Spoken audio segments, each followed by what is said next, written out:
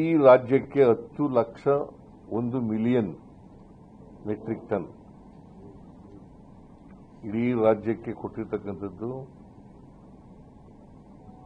1 million metric ton.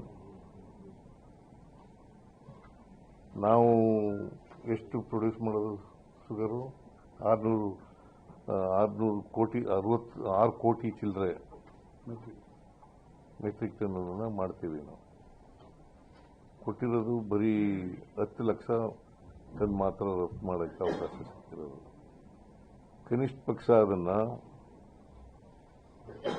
20-25 lakh metric ton ಮಾಡಬೇಕು ಅಂತ request ಮಾಡಿದ್ವಿ. ಸೊ FRP ನಿಗದಿ ಮಾಡುವಾಗ ಇವೆಲ್ಲನೂ ಕೂಡ ಕನ್ಸಿಡರ್ ಮಾಡಬೇಕು ಅಂತ ಹೇಳಿದ್ವಿ. ಇದು ಎರಡನೇದು. ಮೂರನೇ ಇಶ್ಯೂ ಮಾದಾಯಿ ಇಶ್ಯೂ. ಅದು ಈಗಾಗಲೇ ನಿಮಗೆ ಗೊತ್ತಿದೆ, ಕೇಂದ್ರ ಸರ್ಕಾರದ ಮುಂದೆ ಇದೆ. ಯಾವ ಕೋರ್ಟ್ ಮುಂದೆ ಯಾವುದೂ ಪಿಟಿಷನ್ ಇಲ್ಲ. ಅದಕ್ಕೆ ಫಾರೆಸ್ಟ್ ಕ್ಲಿಯರೆನ್ಸ್ ಆಗಬೇಕು ಕೇಂದ್ರ ಸರ್ಕಾರದಿಂದ. ಅದನ್ನು ಮಾಡಿಕೊಡಬೇಕು ಅಂತೇಳಿ ಒತ್ತಾಯ ಮಾಡಿದ್ದೇನೆ. ಇದು ಬರೀ ಕುಡಿಯ ನೀರಿನ ಪ್ರಾಜೆಕ್ಟು. ಆ ಭಾಗದಲ್ಲಿ ಕುಡಿಯ ನೀರಿಗೆ ಸಮಸ್ಯೆ ಇದೆ.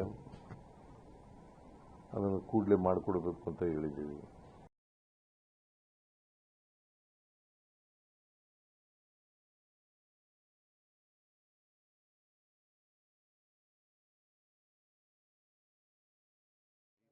ನಾಲ್ಕೈದು ತಿಂಗಳಿಂದ ಹೈಕಮಾಂಡ್ನವರೇ ಕರೆದಿದ್ರು, ರೀಸಫಲ್ ಮಾಡಿ ಅಂತ ಹೇಳಿದ್ರು.